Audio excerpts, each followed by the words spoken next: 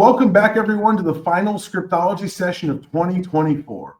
Hard to believe we are a few weeks away from 2025, but there's still a good bit of business to be done before the calendar changes. Today, we are joined by Jess Phillips, buying partner with the Anna K team here at Keller Williams in town. And like some of my favorite people in the world, she found her way to real estate from working in hospitality. There are a few more urgent customers than one that wants their next drink even faster, but in reading the reviews left by satisfied customers, they've all harped on how Jess is not only steps ahead of everyone else in the process, but seemed to anticipate their needs before the customer even brought them up. Jess, you're obviously talented, but I don't think you can actually read minds. Can you? I wish I could, but I cannot, unfortunately. Although sometimes maybe not. Right? I think honestly, when I read those reviews, it speaks to your professionalism, your preparation, and your execution. Can you just give us a 30,000 foot view on how you reach that place of recognizing what's going to make you the most successful? Yeah, for sure. So I've always been in hospitality. So I got my first job at 14. I worked in a restaurant, which I think everybody should always have to work in a restaurant. It teaches you a lot of skills. Multitasking is one of them. Listening is one of them. And also anticipating people's needs, right? So that took me then out of college. I worked in hotel sales. So I've always had a sales background. And so again, a lot of anticipation of what customers and clients are going to need. And then that has since brought me into, the real estate world. So I, like you said, I'm on the Anna K in-town team. I specifically just work with buyers, and I'm also the education manager on the team.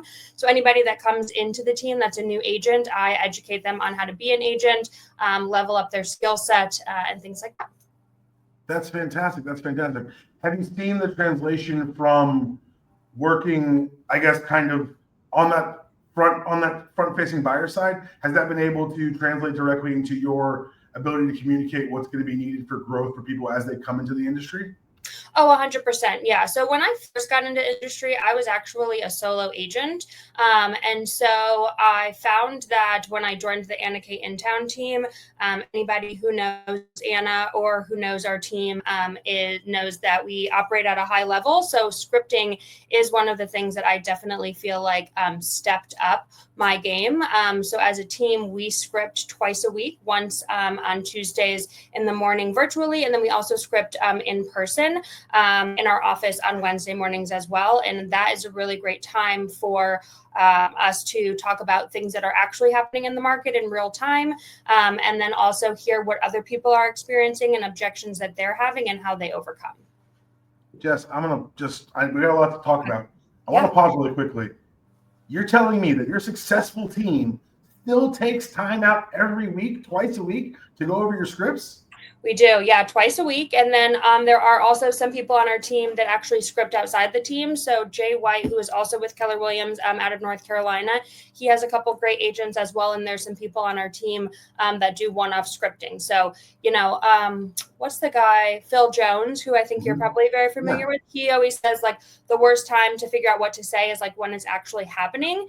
And although real estate has things that come up that are different, a lot of times there are things that have happened in the past, and maybe not to you, but to somebody else on the team.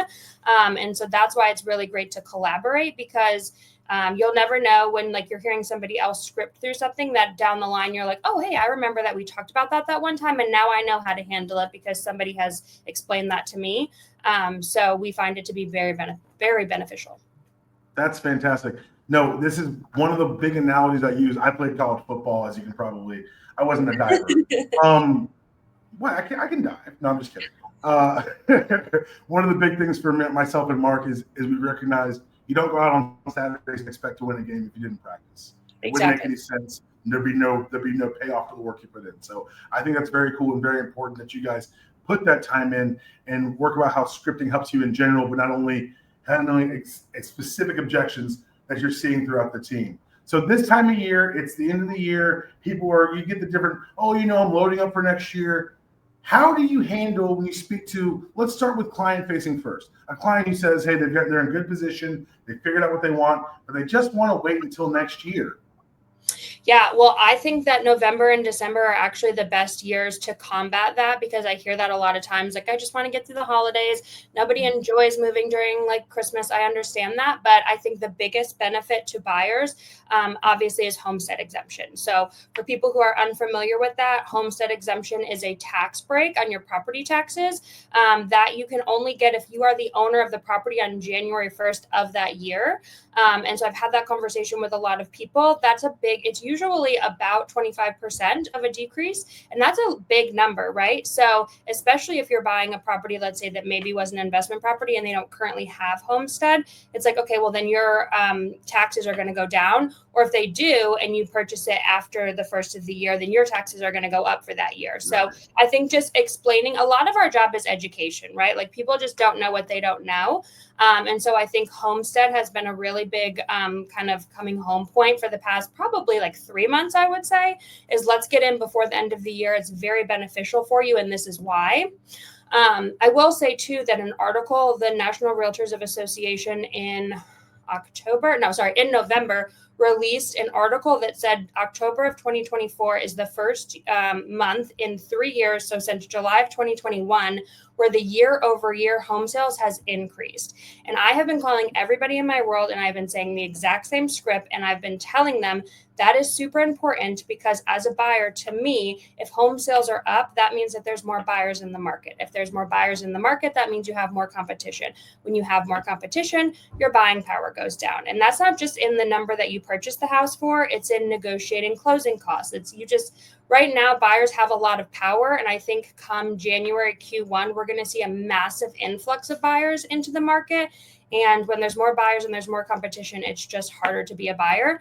I mean, think about the people in the pandemic, like people who are, waiving contingencies, paying much over the asking price, having to make up that gap in cash. Like everybody's like, oh, I want a 2% interest rate. And it's like, it's a really hard time to be a buyer during that. So I think it's just education.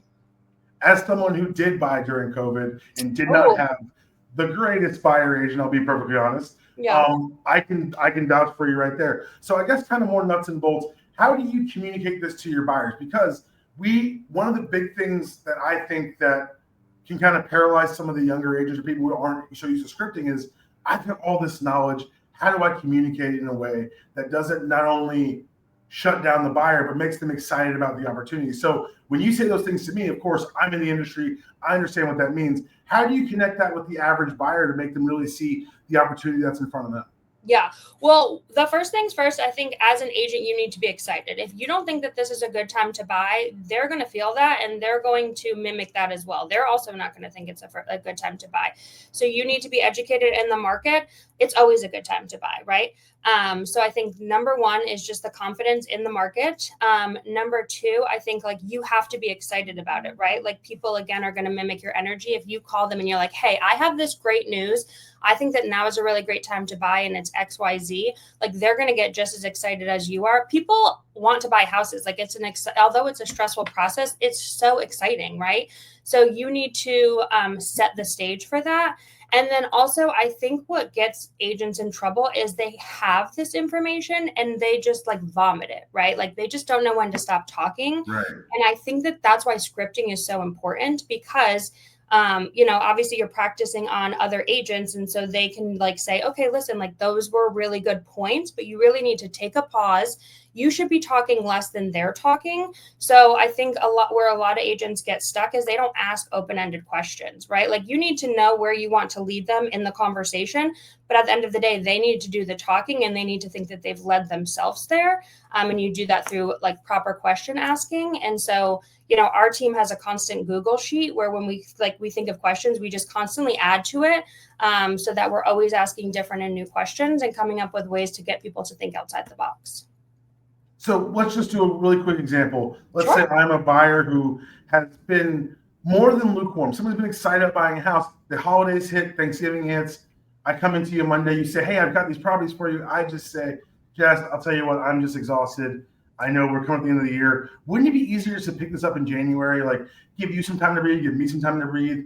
Wouldn't it just be better for everyone if I just, we start up fresh in the new year? Yeah, listen, Daniel, I totally understand that. I get where you're coming from. I hear that all the time. If you remember when we first sat down, we talked about something called homestead exemption. Do you remember what that was? We talked about a lot of stuff, Jess. We did. I can't honest, my head's been spinning. Yeah, no, I remember. So homestead exemption is a benefit to buyers if they live in the property or if they're in the property as of January 1st of that year. So what that means is that that's going to be your primary residence. And so you get actually a tax exemption.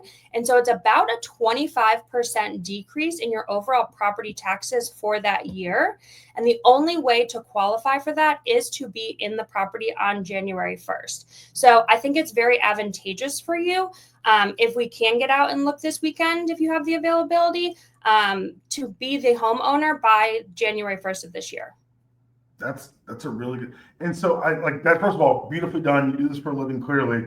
But I wanted to kind of point out to people who are going to be watching this later. The first thing she did was validate my question.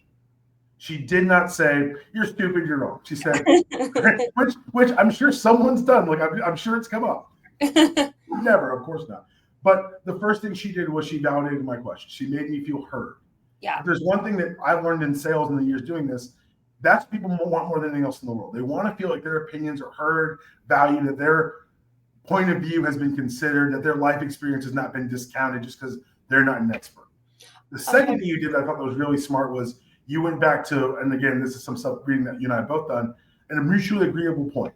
You remember when I talked about homestead, whether they know the details or not, the trigger of hearing that again is going to make them say, okay, that sounds familiar. Now I'm in a more comfortable place to be more receptive to the advice you're going to give. And from there, you didn't even give advice. You just presented the information and you let me do the internal math on, wow, this would be better for me because it's going to save me a quarter of my tax payment. You didn't say, I'm going to save you. You didn't personalize it, which I really enjoyed. And I'm learning from you right now because you were very much, hey, this is what savvy investors do. And you included me in that group, making me feel honored to even be using that knowledge. So have you found that's been super successful for you at this time of year? I found that that's been very successful this time of year, specifically homestead. But the other things that you had mentioned about, one, you always want to make sure people feel heard. I think that that's the biggest thing in sales. Like at the end of the day, some people in the back of their minds always think like, well, you just want a paycheck, right? If I don't buy a house, you don't get paid. And so what I think that I personally and our team prides ourselves on is like at the end of the day, like we are your fiduciary. We are here to support you. Right. There's plenty of houses that I've talked people out of buying. They're excited about it. And I'm like, let me tell you why this is not the house for you. Right. And that makes them repeat customers. That makes them referral customers. You always want people to know that like at the end of the day, yes, you do get paid if they close, but you want them to feel supported. You're really in it for the best interest. Like this is very much a service industry and we are here to serve people to the highest level. And we also like, there's nothing worse than a one-time customer, right? Like I don't want to make a sale that I think is a bad sale just so that I get paid because you're never going to tell your friends, you're never going to tell your mom, like you're just a one and done. So like the point of this industry is to have repeat and referral clients. And so at the back of your mind, you always need to remember it's not a sale. It's not about you. It is about them and how we can support them in their lifestyle. And at the end of the day, like these are hand raisers, right? Like these are people you've talked to that said, I want to make a purchase. So how can we make that a reality for them? So that was one thing. I feel like I went on a tangent and now I thought there was something else. Yeah, again, you just always want to bring it like back to them and you always want to make them feel seen, heard, and like you said, like, oh, you made me feel like I was a part of this group. One of the best lines you can ever ask anybody on your initial call is, are you going to be purchasing this house in cash? People are like, you think I can purchase this house in cash? Like, yeah, right? Not like, have you spoken to a lender, right? Because it like puts your guard down. They're like, wow, you think that I can purchase this house in cash? Like that is so flattering, right? And so it really like sets the tone and takes people's guard down. So that's a really good script too. It's one of my public scripts. If I'm anywhere and I'm buying something, I can talk up to a cashier or something. I say, and I wear my little mortgage name tag. They say, oh, you work in mortgages. Hey, do you need help with yours? So I don't even, because I know that if you're at work, guess what? You're making a paycheck, you're paying for something. Exactly. So let's get you into a house. So I think that that's really, really powerful and really kind of, like you said, inclusive of the buyer experience. For sure. So other things you hear at this time of year, I'm not ready, and then using the homestead is huge. But I also hear things like, oh, I've heard it's a bad time to buy. How do you combat kind of the other voices in the process when you're doing this, and how does scripting cut through that noise? Yeah, so people say that all the time, right? And my favorite question is, well, what have you heard? Because one, it's open ended, so they're going to then again remember they need to be talking more than you. You need to know what they've heard. If it's factual, like if what they hear, like maybe they did hear the interest rates have gone up, and you're like, okay, well that is true, right? But that doesn't necessarily mean that it's a bad time to buy. And where did they hear it from? So there's three ways people get their information, right? It's the media, it's the their friends and family of influence, and then it's you, right? And so we have spent a lot of time this year with the media and friends and family being like, it is a bad time to buy. So that only leaves you, right? So it's like you need to again know the market and the knowledge and tell them why it is a good time to buy. And the only way that you can do that is to know what is their current understanding and what is their current picture of the market and why are they thinking that way. What I love in hearing you talk about this and how now then you are into the scripting is that you convey a sense of professionalism and knowledge, even just answering a simple question. I love what you mentioned about you talk people out of houses. That was helpful in twofold. One, you showed them that yes, you have their best interest at heart, but two, you reiterated, I'm the expert here. You reiterated that, hey, I'm your trusted source for a reason. And let's go ahead and like you said, you build a sticky customer, you build someone that's going to forward with you for a next purchase and be one of your biggest advocates in the marketplace. But also, it allows you to demonstrate your value. It sets you apart. And for people who might be starting out or not feeling fully comfortable, it reaffirms your confidence. Because you know you wouldn't tell them not to buy a house unless you were sure. And you're sure because of the hours and time you put in. And the entire purpose of our Scriptology series is to make people more sure in those moments, to make people more sure and more confident in themselves in those moments. When you guys started in real estate, did you find that the scripting was a great way to kind of give you a leg up on what you saw as a world of competition, as a world you've never been in before?